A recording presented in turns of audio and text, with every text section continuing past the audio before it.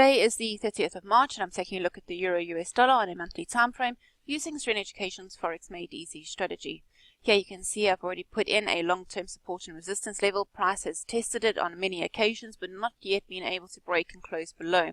The current monthly candle in itself is trading higher than the previous month's close, but price is still below the two moving averages. RSI is below 50 and our MACD histogram is flat on 0. And you can see here by our Foss and trigger lines, they're also flat and close together. So on this time frame, we're not seeing much momentum coming through. But overall, these Foss and trigger lines are below, indicating overall sentiment is still to the downside.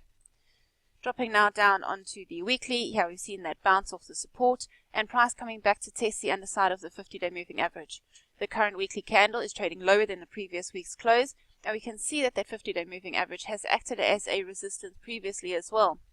RSI is just about to cross back below 50, but our MACD histogram still remains above the midline because of this pullback to test that underside of the 50-day moving average. However, the Foss and trigger lines still remain below, indicating overall sentiment to the downside. Dropping now down onto the daily, here we can see the 50-day moving average is below price, and this could act as our next support level.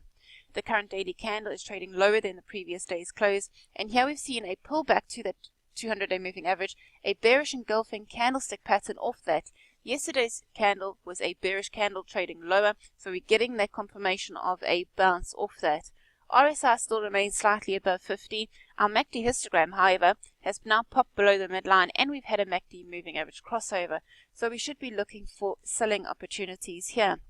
Having a look at where price is currently trading at the moment to that 50-day moving average, you're looking about 85 pips.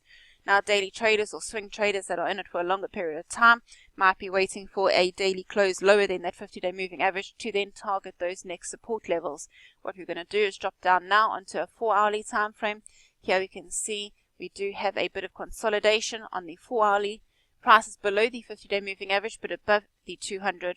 RSI is below 50. Our MACD histogram and Foss and trigger lines are below the midline.